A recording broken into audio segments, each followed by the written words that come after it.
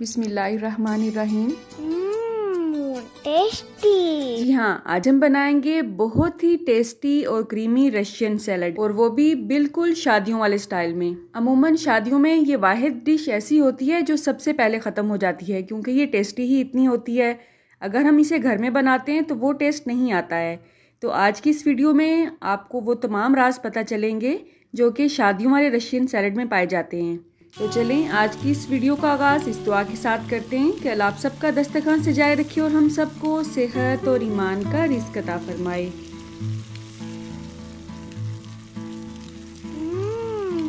Tasty. जी, तो यहाँ पे मेरे पास 1 kg एप्पल हैं जिनको मैंने छील लिया है और काट लिया है। अमूमन शादियों पे किसी भी तरतीब के बगैर ही एप्पल काटे होते हैं, लेकिन अगर आप घर में इसे बनाएं तो कोशिश करें कि इनको क्यूब्स में काटें। लेकिन मैंने क्योंकि मेड की हेल्प ली थी इसलिए इसे बेतरतीब ही काटा गया है।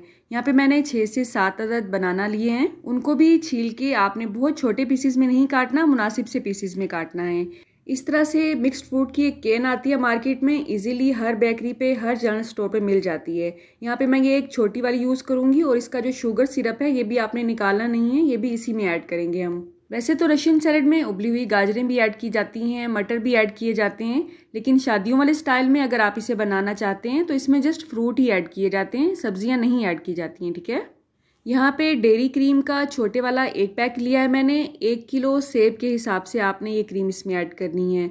अगर आपके सेब की और बनानास की जो क्वांटिटी है वो ज़्यादा है तो आपने क्रीम की क्वांटिटी को भी बढ़ा देना है। ये तकरीबन 1 कप होती है। अब यहाँ पे इसी क्वांटिटी के हिसाब से ही हमने मेयोनीज़ या मायोनीज़ जो भी आप इसे कहते हैं वो ऐड करनी है। 1 कप अगर आपने क्रीम ली है तो 1 कप ही हमने इसमें मायोनीज़ ऐड करनी है, ठीक है। असल में इस वक्त हम अपने रशियन सैलड की बेस बना रहे हैं, इसी से ही सारा टेस्ट आता है रशियन सैलड में। अब यहाँ पे काली मिर्च लिया है मैंने 1/4 चम्मच के हिसाब से, और थोड़ा सा ही इसमें नमक ऐड करेंगे, जस्ट 1 चुटकी से थोड़ा सा ज़्यादा। यहाँ पे मैंने पिंक साल्ट यूज़ किया है, आप कोई भी रेगुलर साल्ट इस्तेमाल कर सकते हैं। इसके अलावा शादियों वाले स्टाइल में अगर आप इसे बना रहे हैं तो इसमें आपने पिसी हुई चीनी भी ऐड करनी है, लेकिन मैंने उसे स्किप कर दिया है क्योंकि आजकल मैं थोड़ी सी डाइट पर हूँ। तो अगर आप थोड़ी सी डाइट पर नहीं है तो आपने 2 चम्मच इसमें पिसी हुई चीनी भी ऐड करनी है। असल में हमारे घर में मीठा वैसे भी बहुत कम खाया जाता है, और अगर खाया भी जाता है तो बहुत कम क्वांटिटी में इस्तेमाल करती हूँ मैं वाइट शुगर को। और जो हमने मिक्स्ड फ्रूट वाली कैन यूज़ की है उसका जो शुगर सिरप है वो भी इंतहाई मीठा होता है। तो हमारे घर में जितना मीठा खाया जाता है उस हिसाब से उस कैन में मीठा इनफ है। आप अगर ज़्यादा इस्तेमाल करना चाहते हैं तो अपने हिसाब से आप ऐड कर सकते हैं, कम या ज़्यादा। अब सिर्फ एक चीज़ ऐसी है जिसे ऐड करने के बाद आपका रशियन सैलड इंतहाई टेस्टी हो जाएगा। अच्छा, इन तमाम अज्जा को मिक्स करने के बाद आपने कंसिस्टेंसी खुद चेक करनी है कि आपको किस हिसाब से अच्छी लगती है। शादियों पे बिल्कुल इसी कंसिस्टेंसी में ये पाया जाता है, बहुत ज़्यादा लिक्विड ही नहीं रखना है आपने इसे, ठीक है।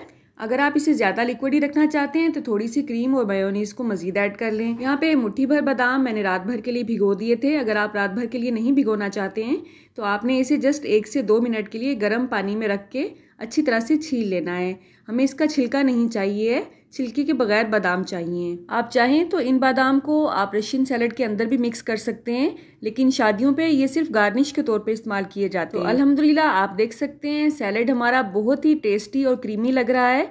जितना टेस्टी आपको ये देखने में लग रहा है, खाने में ये अल्हम्दुलिल्लाह उससे भी ज़्यादा टेस्टी था। जिसने भी खाया बहुत तारीफ़ की अल्हम्दुलिल्लाह। तो बादाम की गिरी को हमने इस तरह से लंबे लंबे पीसीज में काट के गार्निश करना है। आप चाहें तो इसके ऊपर थोड़ा सा जो फ्रूट कैन हमने ऐड किया है इसके अंदर उसे बचा लें और गार्निश के तौर पे थोड़ा सा ऐड कर दें, लेकिन मैंने तमाम ही इसके अंदर ऐड कर दिया था, इसलिए गार्निश के लिए मैंने ये चेरी इस्तेमाल की है। ये चेरी का मुरब्बा है जो कि इजीली हर मार्केट से मिल जाता है। केक के ऊपर जो डेकोरेशन की जाती है चेरीज की, वो भी इसी चेरी से की जाती है। जस्ट 1 ही मैंने ऐड की है, आप 4 से 5 भी रख सकते हैं। एक और पॉइंट, जितने ज़्यादा जूसी आपके एप्पल होंगे उतना ही ज़्यादा टेस्टी आपका रशियन सैलड बनेगा। अगर आपके घर में सेब को बगैर छिलके के नहीं खाया जाता है तो आप छिलके समेत भी इसे काट सकते हैं, इसमें ऐसा कोई इशू नहीं है। आप कहाँ से और किस सिटी से मेरी वीडियोस को वॉच करते हैं अगर आप कमेंट बॉक्स में मुझे बताएंगे तो मेरे लिए ये एक इनाम से कम नहीं होगा। अल्लाह आप सबका दस्तरखान सजाए रखे और हम सबको सेहत और ईमान का रिज़्क अता फरमाए। अल्लाह हम सब के रिस्क में कसरत से ज़्यादा बरकत और आसानी अता फरमाए। रुके सुने, जाने से पहले वीडियो को लाइक कर दें, अच्छी लगी तो शेयर कर दें, और सब्सक्राइब करने के बाद बेल का आइकन भी जरूर प्रेस करें। जज़ाकल्लाह। मेरी नेक्स्ट वीडियो तक अल्लाह हाफ़िज़।